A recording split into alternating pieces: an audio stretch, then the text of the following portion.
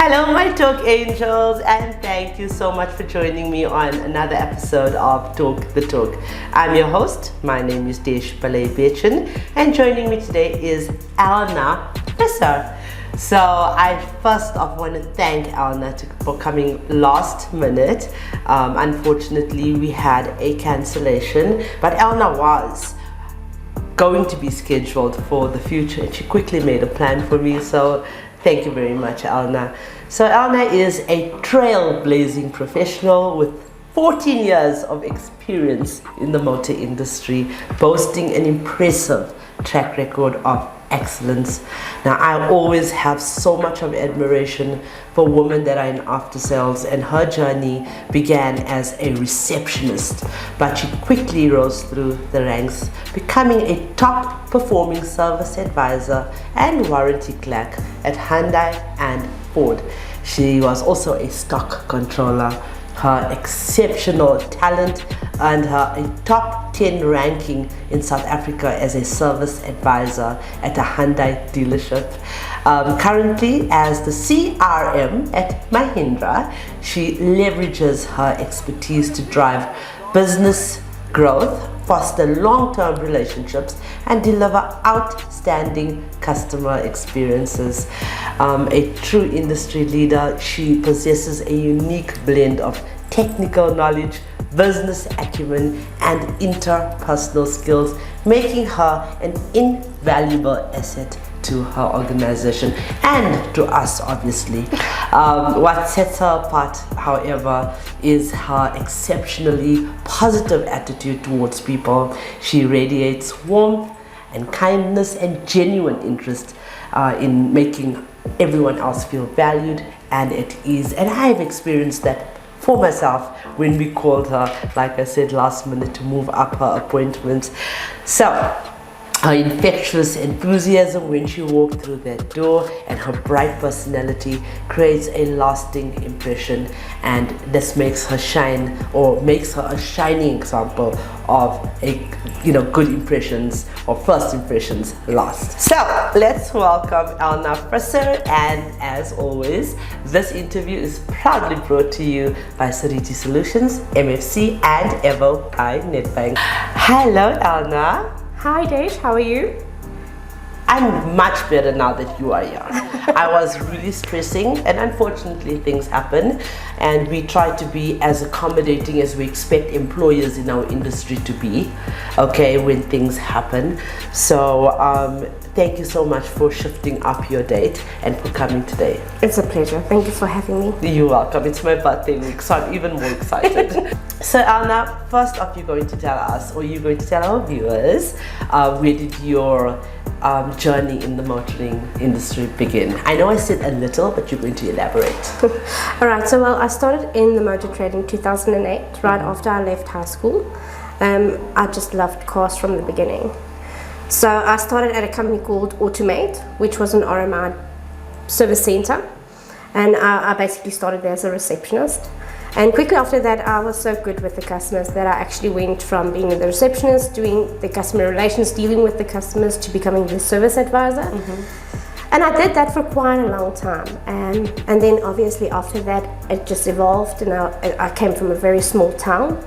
I started working in Harties. Harties? I heard somewhere from like Brits area, right? Yes, I stay in Brits, yes. I do my research. Yes, I stay in Brits, but my first job when I started in the motor trade was in Hartbeespoort. Wait, hold on, you stay in Brits at the moment? Yes. And you travel to Midrand? Every day, yes. And that's a commute of how many hours? Depending on traffic, anything from an hour and 15 minutes to 2 hours, depending on new road. That is dedication. That is determination. But yes, then after that I went to Johannesburg, and I've been in this side of the world ever since. I also was at the smaller dealers in Brits when I eventually moved back, because like I said, I started in Harties, then I worked in Germiston for a while. Then I got another vacancy that was in Rustenburg for a while. And then they opened up another Automate center in Durban. That just didn't gel too well for me. So I was there for a year. It's just too laid back when you're so used to the fast pace. Yeah, so eventually I came back and I worked in Brits for their dealerships for a little while. But being such a small community, there isn't really any time for you to grow there in a company. Right.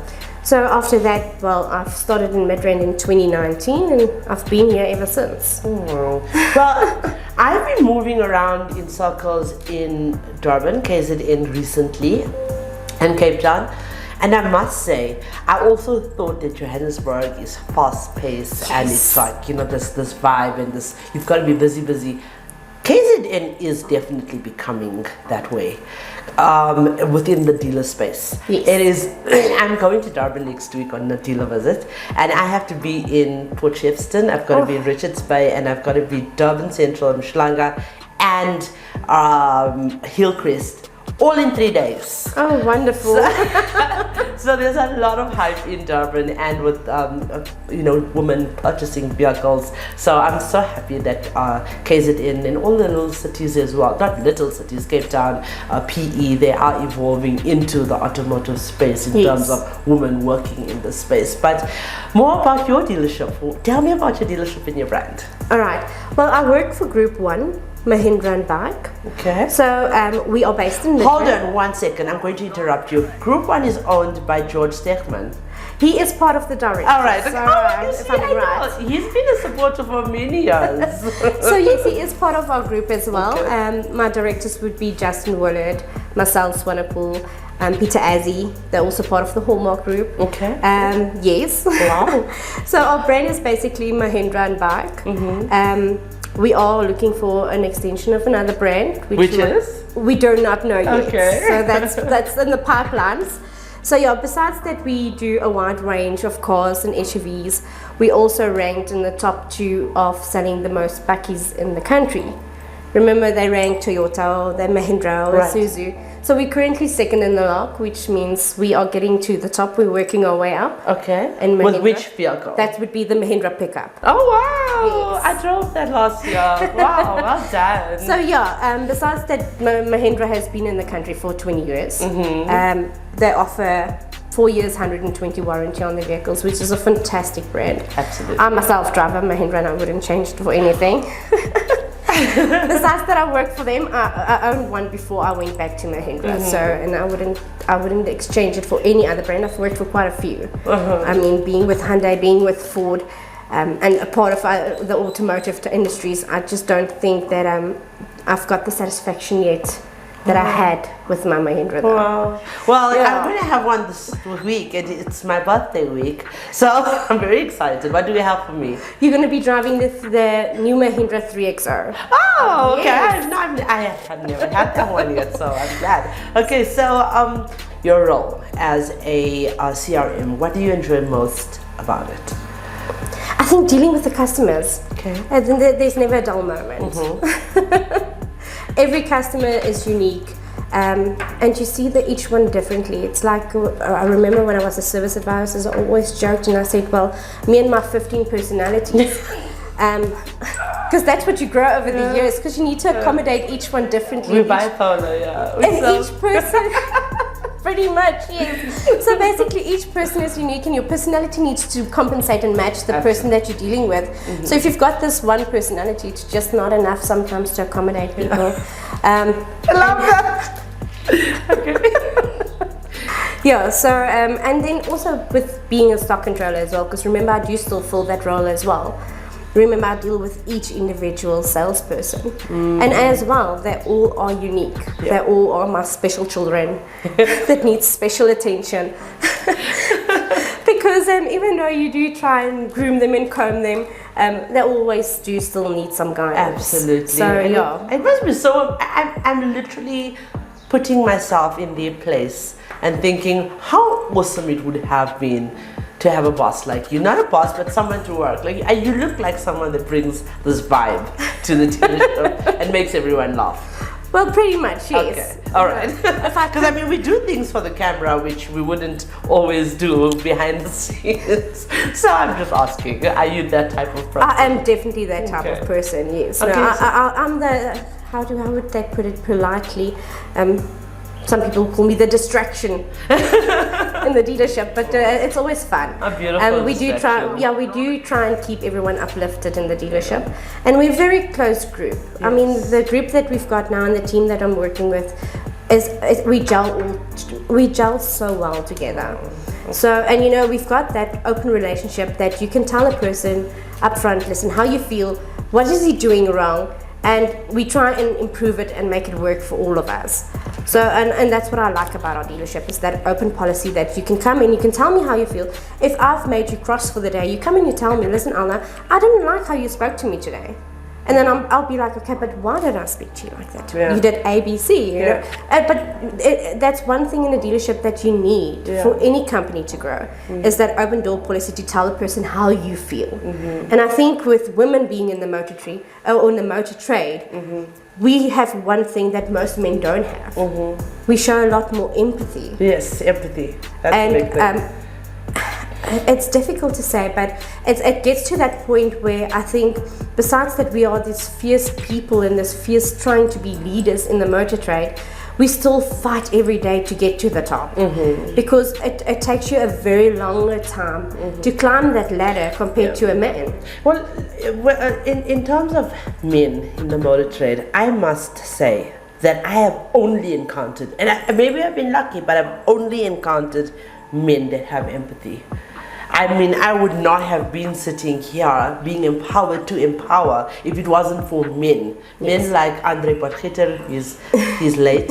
Doe Ledley, he's also late. And just recently we heard of the passing of Doe Steyn. I was literally in his house doing one of my first interviews at Steyn City. His wife Carolyn Steyn had promoted us, was one of our first ambassadors for the Motoring Woman of the Year Awards. So there's many powerful men in our trade that have that empathy, and now men being more exposed to women are gaining that one characteristic of being empathetic towards anybody. Because it's always been like you need to have the straightforward face. You can't look weak. And so remember, the societal pressure is, or you know, this gender pressure or inequality, it's not just women, are all about women. It's also very male targeted, or targeted toward males, because they need to have this, men don't cry, men don't feel sad, men are not emotional. And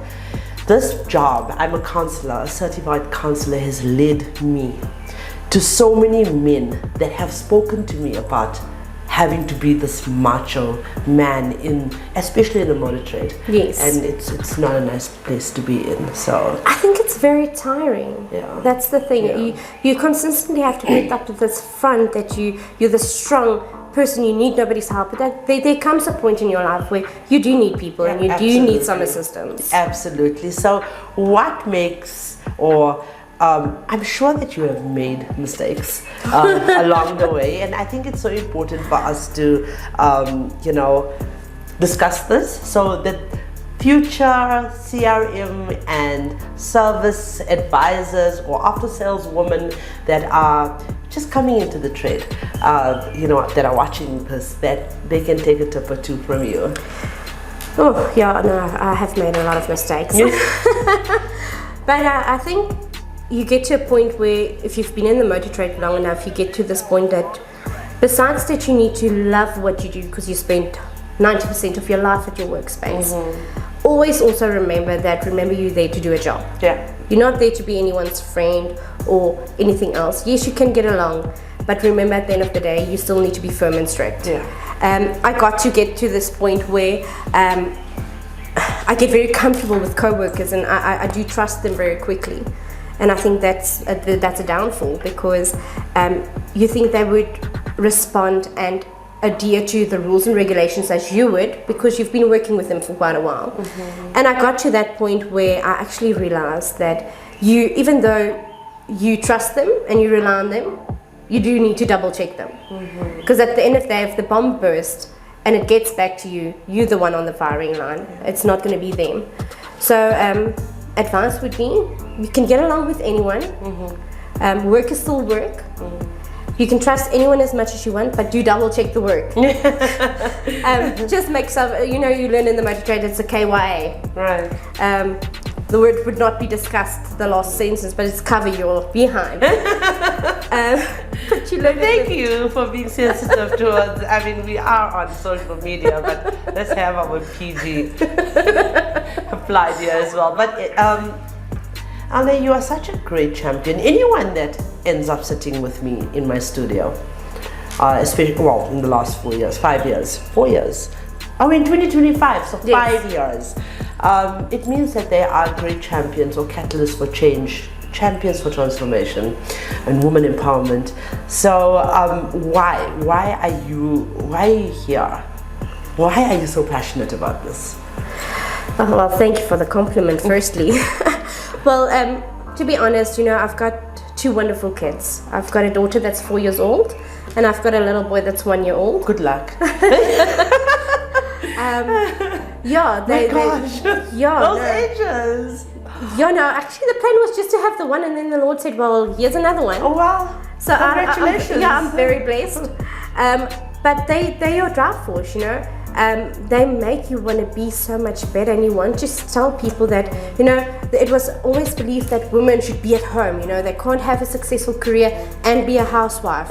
Yeah. It's either the one or the other one. Yeah. And actually you can have both. Yeah. Yes, you do sacrifice a lot, because you leave early in the morning, you're back late, but you make time for your family. And that's the one thing that drives me the most, is I want them to have the opportunities I never had. I'd rather work long hours and sacrifice it for now, but at the long run I'll have so much more time with them. I'm going to validate that for you. So my son is now going to university. He matriculated last year, and my daughter is in grade 10. So she's going to be 16. And I did what you did. I sacrificed, when they were very young, a lot of time with them to drive my initiatives. But I have no regrets. So I want to validate that for you. I don't know how much older than you I am, but you know what, different strokes for different folks. Yes. Some people will take on positions in the industry that are a little bit less demanding on their time. But you will reap the benefits of this. You definitely will. Thank you very much. And they will appreciate you. You have a boy and a girl. I have that too. They will look up to you, and they will know one day that, wow, like mom is, she's such a highlight, or not a highlight, but such a what's the word I'm looking for? Gosh, she is not an inspiration, but a mentor to them, and yeah, they will follow in your footsteps. So how do you feel about the Motoring Woman of the Year awards? Did you hear about it? I actually read up about it. Okay. So no. I don't know, after 7 years of it being in existence, I just take it for granted that every woman in the industry know about it. I so did sorry not. about that. No, it's fine. I did not. I actually went up and read about it, and it was such a huge game changer about how many dealer networks are competing in this. And it's not just about that. It's about what level of evaluations they are doing, about customer satisfaction and how's your KPI. And yes, we've got 9 provinces, and I think there's how many? 28 brands. Is there now 28? There was 26, so there's now 28 manufacturing brands competing in this. And I'm thinking, well, like, I hope we're one of them. So no, let me clarify that, okay? There are 28 brands involved. No one is competing. We are recognizing a woman from every single brand. We are giving everybody an opportunity. Yes, we do take into account KPIs. We do take into account performance in terms of their dedication, their commitment to the dealership or the automotive industry, the time that they've worked, but most importantly, above all, this is about how much have they done to empower women in the motor trade over the years. So that is, let me just clarify that. And secondly, yes, we involve all 9 provinces. Yes. Okay, we do a demographic research on that as well, in terms of how many women are actually working in each province, and we give an equal opportunity to all the provinces. Just to clarify that, because this is about Motoring Woman of the Year awards partly as well. But Yes, and so are you excited that maybe one of the years that you'll be nominated? Definitely. Like you unlock where I'm sitting. Absolutely, absolutely. So yeah, anything's possible. Anything is possible. So what advice, and I wish, I know for sure there's 85,000 women that are servicing the trade, but I do wish that I could give every single one of these women some type of an award, because they all deserve an award for working in the motoring industry. That's very, very true. So what advice can you offer to women who want to join the trade? Don't let any person or any man tell you cannot do it. We are strong and independent women and we are fierce leaders. And in most cases, we have got more empathy and understanding when it comes to certain situations, work-wise and life-wise. So don't let anyone discourage you. Oh, that's so amazing. Thank you so much. Thanks for that. And Elna, you'd never know who that's going to touch. Yes. In the past 5 years that I have been shooting, I've been in little provinces, and my team will validate that. We've been in little provinces that people come up to us, male and female, and said, listen, I saw this and I came to this dealership and I asked for a job and here I am. Yes. And they have moved up the ranks. Yes. So we have powerful women watching us as well, and you have made an impact in someone's life. So thank you so much. Thank you for having me. But now we're going to play a game. Okay? Now this is too much of automotive talk for us. So I'm going to describe something for you. It's a new thing we're doing this year. Okay, and then you are going to guess what it is. Well, okay, it's our national anthem. Nkosi Sikile. Yeah, right. Okay. Your turn. Well, we listen to it every day. The news. Besides that, yes. Oh, well, let's have it. I'm very news? bad at 30 seconds though, so I'm giving you guys a heads up. Okay. There's a first time for everything, it seems, in the motor trade. Well, it seems to be music, because it's got Bon Jovi and Richie McCaw here. So it seems that would be the... Oh, music. Is that the answer? Seems to be the music, Okay. yeah. Alright, seems okay. Give me another one then. Okay, it's green and blue. I do listen to music every single day, by the way. And I don't listen to the news every single day. Most people feel obliged to have both. Oh, good grief me. Brands. Brands. Car brands. Well, it looks like clothing brands. Like one of these Italian fancy brands. Like Gucci or like... Almost something like that. DNC.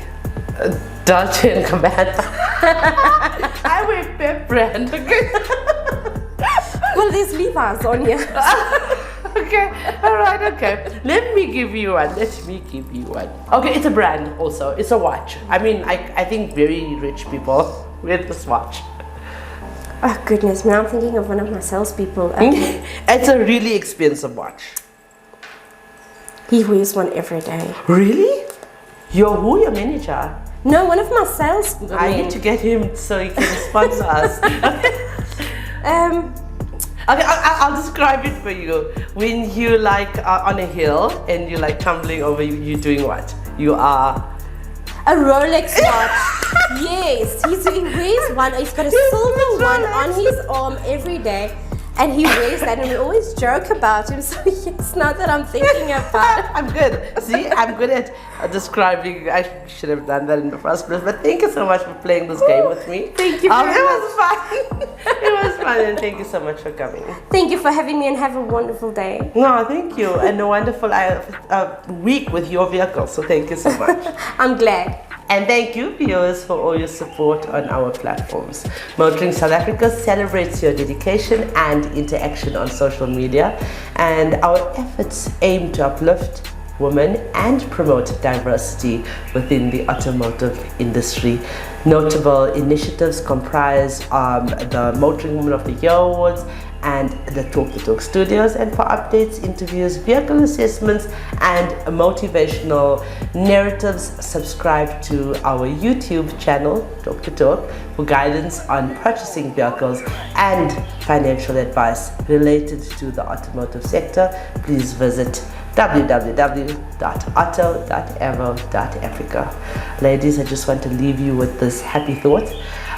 Happiness is contagious, as you can see, very contagious, and motivation is no exception. Surrounding yourself with motivated individuals can be a powerful catalyst for inspiration.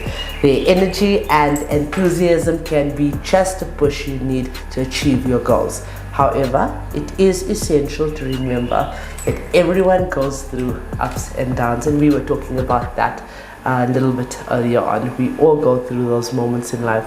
So life's challenges can impact motivation, and it's unrealistic to expect others to be perpetually cheerful and productive all the time. We all have our struggles, and it's crucial to approach others with empathy and with understanding.